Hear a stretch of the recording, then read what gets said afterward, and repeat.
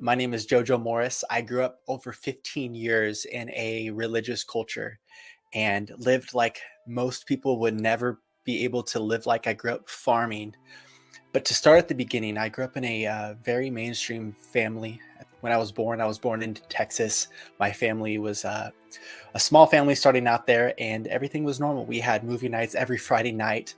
We had a lot of things that we did that were enabling us to really blend into society. But at age 5, everything turned on its head, and my parents joined a Mennonite colony where we were actually buying homeschool curriculum, and my folks saw these Mennonites selling the curriculum and they were fascinated with their way of life. And so from the age 5 on, we started sewing our own clothes. We started baking our own bread in the kitchen. We started raising our own animals to get eggs from and milk our cows, and everything turned on its head. My mom started sewing her own clothes, and pretty much most of my life I was raised in that. Speeding forward, when I was 14 years old, I'm still living on the farm, working very hard manual labor. I started working full-time when I was 13, but I'm really now, as a young man, starting to struggle with some very, very serious anger issues. And so I didn't really know what was going on in my life to the full extent, but my parents were going through an incredible dark period of their marriage as well, and us children were getting blamed for it. And so all that pressure was on us children to perform and not cause any ripples. And so every single day I would go out and do farm work. I would go out and do the chores, and I would not want to come back inside because of the fights that were going on in our home and the tension that was going on in our home. And this whole time, every single night, I'm wetting my bed. I have celiac disease, so I can't eat wheat. And I'm believing that God is judging me. And I didn't know why. That year when I was 14, I actually gave my life to Jesus. I gave my life to God more out of fire insurance because my body felt like it was going to be cast into hell. And so I gave my life to Jesus. But when I gave my life to God, something miraculous happened. Even though I was incentivized to do it because I was scared of hell, once I gave my life to Jesus, I felt the peace of God rest on me. And I knew that God loved me. But yet I was confused because what I was getting taught from the church was that God was a God that was judging us, and that what I was being taught from the Lord at that moment was that he was loving me. So I had all these conflicting emotions. Fast forward, that next year, my sister left the church and unfortunately was not welcomed back into our circles. They started celebrating 4th of July. And to give you a little bit more context, the group I was in, I love the Mennonites. They make some of the best food. They are some of the most friendliest communities you can be in. We were in a really strict sect of them. So I'm not here to make blanket statements. I'm not here to throw anybody underneath the bus. My situation was very unique, and it's my story and my story alone. But unfortunately, there was a lot of judgment going on, and there was a bit of abuse that was happening in our home. Us children were getting whipped way more than we should have.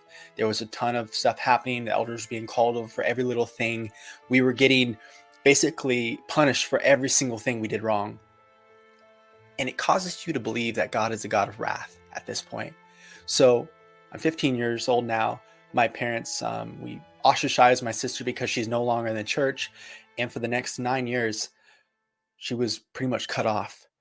And so now I turn 18 and my family moves into a colony where we are now in this now a stricter sect called the Hutterites, and they have everything in common.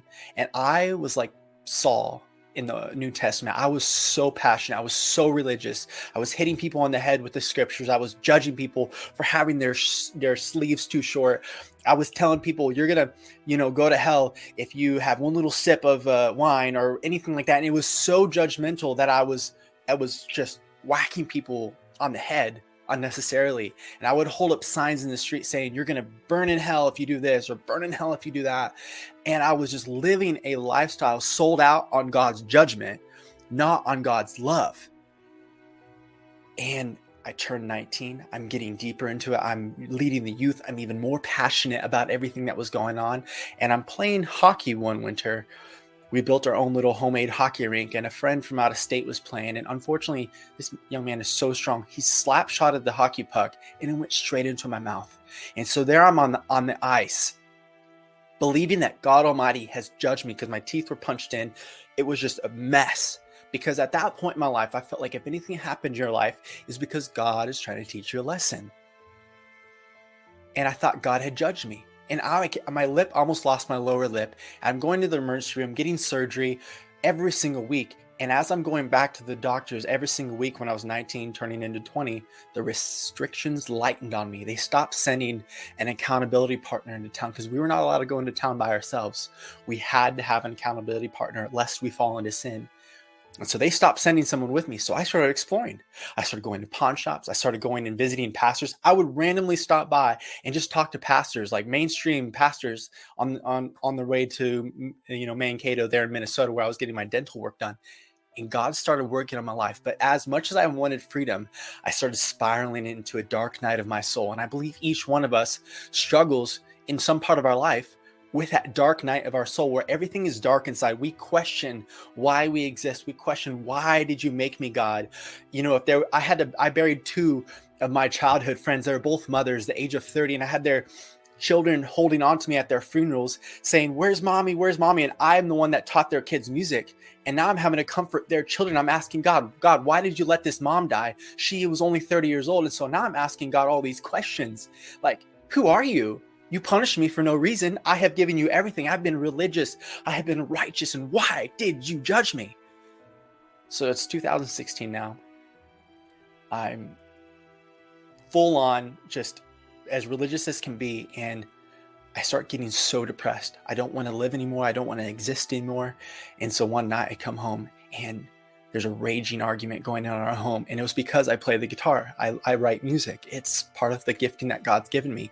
But at that time, I thought that maybe it was my own ideas, but I'd wake up in the middle of the night and be writing music. And then I would teach it to the choir. And then 2 weeks later, after I would teach it to the choir, I would get in trouble for it because it was too contemporary. It was like the devil's music and it was illegal to listen to the radio. So I wasn't even allowed to listen to K-Love or any of these other stations. But during that time, it was really dark because I felt like God would give me a gift of writing music, and then he would slap me on the face with it because of my gifting that manifested, and the elders would tell me that it was a sin. So I was very confused, very, very confused. So I was questioning everything. Dietrich Bonhoeffer and some great leaders in the past, including some bad leaders, have all gone through this dark night of the soul. I'm in the middle of that now. So I go to my bedroom. It's cold outside. I run into my room. I'm done. I'm done with God. I grab the pillow and I cuss God out. I use every single word on him that I can imagine. I'm like, why did you create me? Blankety, blankety, blank. I don't want to exist anymore. If you don't show me why I'm here, I don't want to live anymore. And I just gave God this ultimatum. You better show up or else I'm out. And a week later, I went to go take a nap. I lay down on my belly to go take a nap. And I went to go move my head to the right. And my neck snapped. And at that moment, my body was paralyzed and my soul, my spirit left my body. So I'm laying there. I could see my body laying on my bed and I start to panic saying, no, no, no, no, no. I don't want to die. Now I know I'm locked out of my body. Now I know that I'm trapped and now I don't like it. And I started hearing supersonically. I could hear stuff sound like from miles away, cars starting, a little child laughing over here and a kid screaming over there, and tractors would rumble past. And no one knew I was out. No one knew I had died during my nap there. And so I start panicking. I try to get back into my body. And as I was doing that, I realized I could go through things. And so I ended up giving up and just walking right out my wall. And I started screaming at people in the community. We had a wash house that was in the middle. We were not allowed to have washing machines in our homes. It was just in the center of our colony, our little village there. And there was a woman walking to do her laundry. She had a little baby on her hip. And I started screaming at her, please help, help, help. My body is stuck in the house. But she had eyes that were glazed over. She couldn't even hear me. I was separated from the physical realm. And I realized someone walked through me while I was trying to get her attention. And I'm realizing no one can see me. No one can help me. And at that hour of desperation, at that moment of desperation, an angel showed up quite a bit taller than me and said this one line, it is time for judgment. And at that point, I was like, okay, I can't do nothing here on earth. And I resolved to leave. And this angel was glowing bright. Moments later, we start going into the sky and we start passing these levels. And there's these demons in all shapes, dark grayish colors, and they were screaming out in these raspy voices that sounded like they'd been screaming for eternity, "Come with us!" And they would just rasp and they'd reach for me. And I was like, "No, I'm not going with you." And they knew my name. They would say, "Jojo, come with us," but they would never acknowledge the angel that was with me. And I had to make a conscious choice. Do I stay with what is known on earth, or do I go to judgment, the unknown? And I chose at that moment to go to judgment. And so from that moment on, I surrendered myself to being able to leave the earth, and the earth went off into this globe. I saw lights punching through the dark cloud of darkness and the war that was happening on earth. And I knew that that was the good that God had placed on the earth. And it was like God's children's prayers. I'm assuming that those were the prayers, those big light, bright beams that were shining from earth. And I'm seeing this scene just unfolding in front of me. The earth is at war. Babies are dying. Moms can't pay their rent. Dads are in depression. There's so much sickness on earth at this point. And I'm thinking that God is just this wrathful God at this point. Moments later, I'm in this wall of water. And the angel's now in front of me. This angel is so big. He's massive arms. He looks like he's an incredible, strong bodybuilder. His hair was glowing white. He had darker features, but he was shining. His skin was illuminated. He said, "Jojo, you must let all the air that is within you out. Let it out." And I fought it. I didn't want to. I didn't want to surrender. But he said, "You cannot go where we're going with what is in you." And I finally surrendered. Right when I surrendered, we were transformed through the wall of water, and there was the throne room before us. And it looked like about a mile or two down. And we started descending rapidly. And it was the brightest light I've ever seen in my life. And it looked a bit bigger than a football stadium when we landed in it. But there was thousands of angelic beings all on the bleachers. And the first thing I saw was these tiles. When we landed down, I was looking down, and I saw these tiles that were approximately about a foot or so in dimension, but they were clear epoxy, but there was intricate golden designs that an artist had spent hours designing. And that was just the tiles of heaven. I look to my right, and there was angels standing like Marines. There was no expressions. And then I looked to my left, and to my shock, God is sitting on a throne. He's glowing white. He's a bit bigger than the angel, and he's drinking out of a coffee mug. And in my heart, I raged. I said, "Who are you to sit on your rear end while the earth is burning?" And that shows you how much pride I had in my life at that time. Because at this time, I had a problem with the Father. I was upset at God, not Jesus. I was upset at God because I knew that God was in charge of everything. And so didn't hear anything other than, "It's time for judgment. Let judgment begin," was that surround sound voice that just boomed out of everywhere. Moments later, my life starts from the beginning. 1995, when I was born in Texas, our family, mainstream American family, blended into society. And then I saw that transition when we moved in with the Mennonites, and the pain that started, all the chaos that started in our family of being English speaking, being in a German culture. And yet the culture was so beautiful, yet it caused so much stress in my parents' life. And I saw the fights that would happen as we were children. I saw the abuse that happened, and it broke my heart. And I'm just seeing bad, nothing really good in my life. I watched myself grow up. I saw myself as a teenager doing shameful things, saw the crazy anger tantrums that I had. And I was just ashamed of myself. I'm thinking, yeah, this is the God I know. No wonder he's looking at me this way. And then I saw myself cuss God out. I saw myself go take that nap, and I was screaming, don't lay down, Jojo." And I laid down. I heard my neck snap in the vision.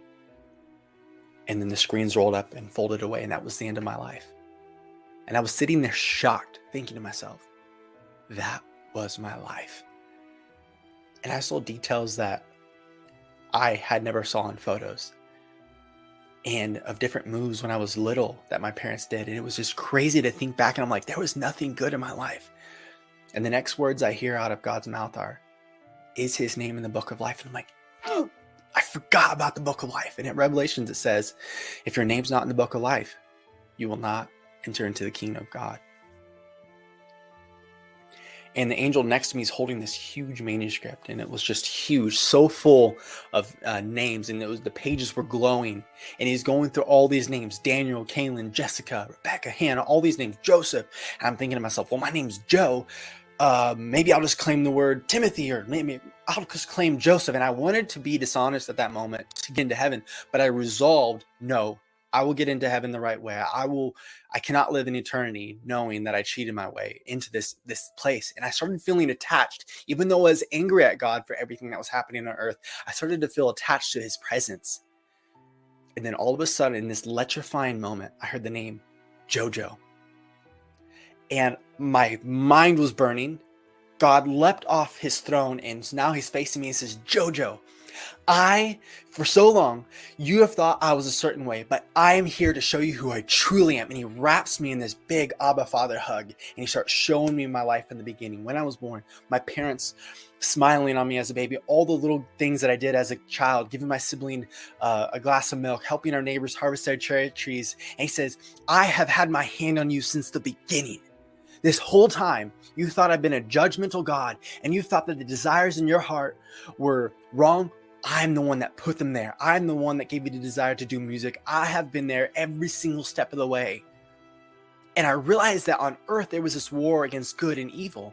God was trying to do good through me, and the religious cold spirit was trying to crush that. And I started to weep, realizing that all these years, I have viewed God wrong, that he is a God of love. And that love purifies us of all sin. It's a righteous love. I'm getting so excited here.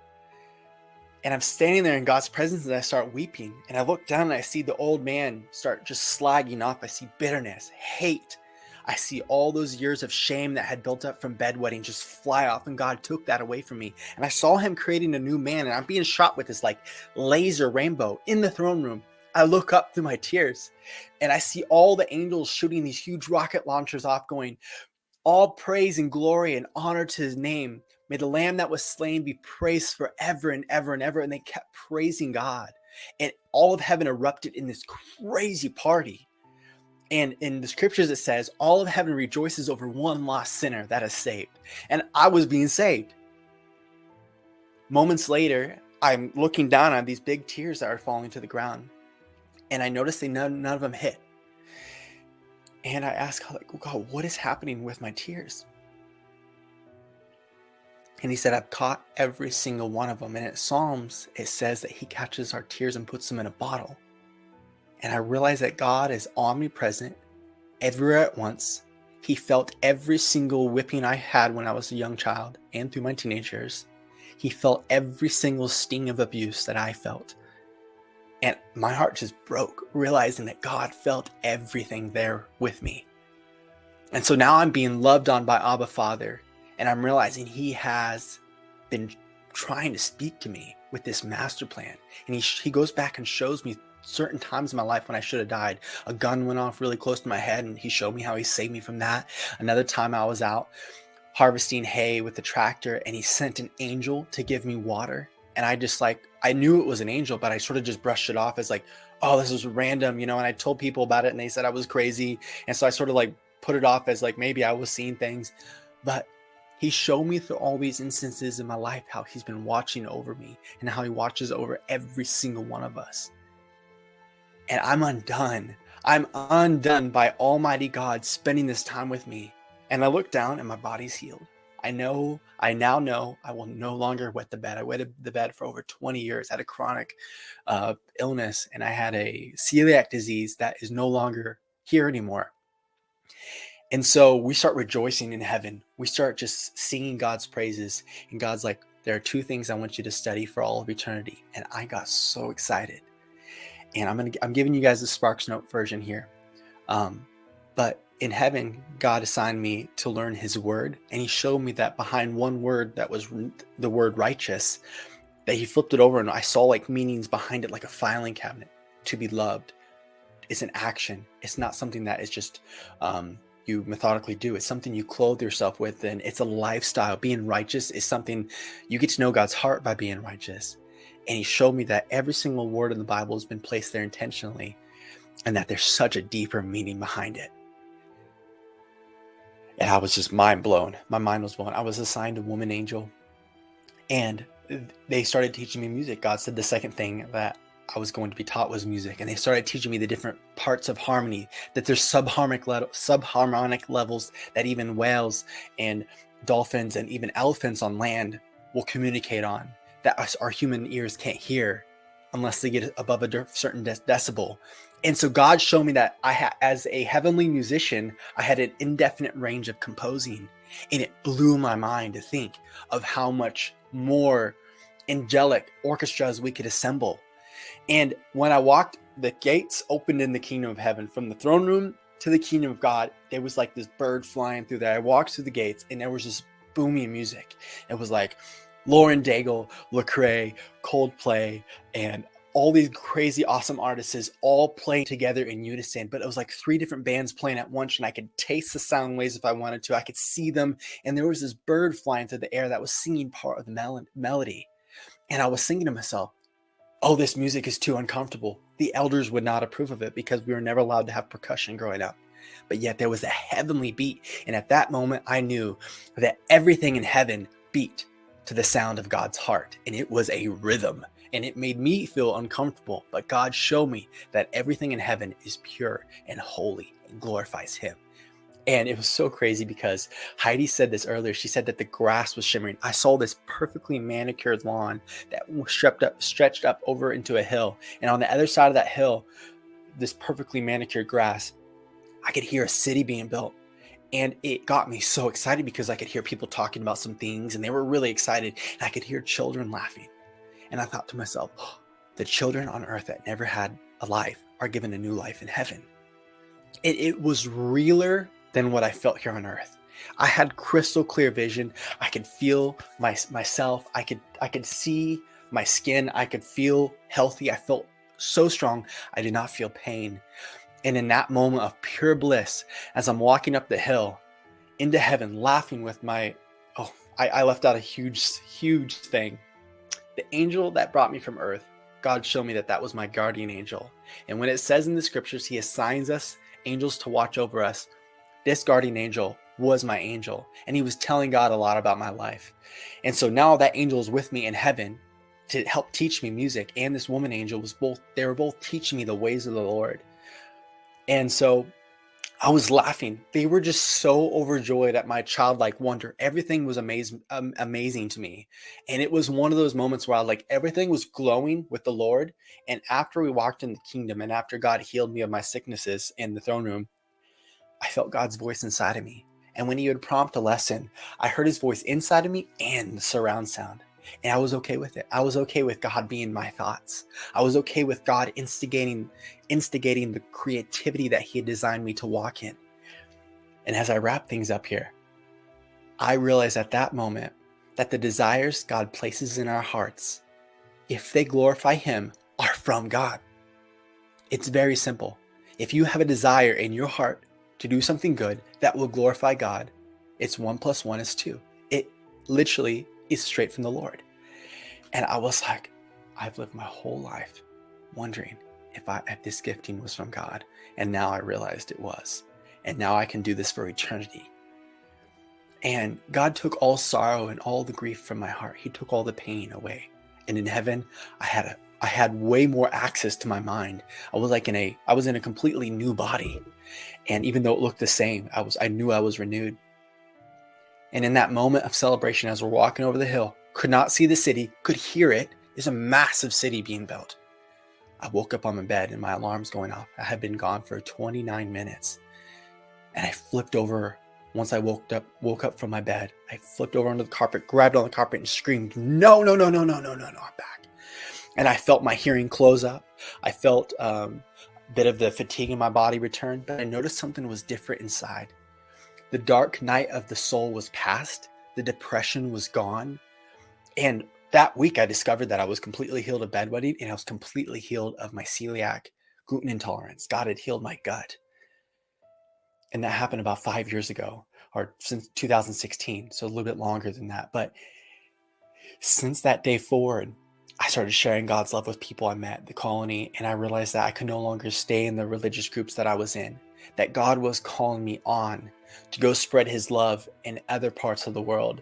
And this is why I'm here before you now as a 26-year-old saying, let's live lives that glorify King Jesus, and to know that the desires He places in our hearts are directly from His heart. And so I'm asking you, wherever you're at, if you're listening to this in the car, if you're sitting on your couch listening to this, or working out in the gym, that know this, that God sees you right now. You are not destined to live a discouraged, dark life. You are destined to be filled with joy every single day, joy through the trials, joy through the temptations, joy through all of our struggles, joy through the pain, and to know that God Almighty loves you, that He wants to have a personal relationship with you, and you don't have to do this life alone. And if you don't know what your purpose is, kneel down and cry out to God, because He said, if you ask, you will receive. And in my moment of desperation, I cried out to God, and He answered me in a crazy way. And just keep your ears and eyes open to see how God speaks to you, because He can speak through the Word, He can speak through a friend, He can speak through a dream.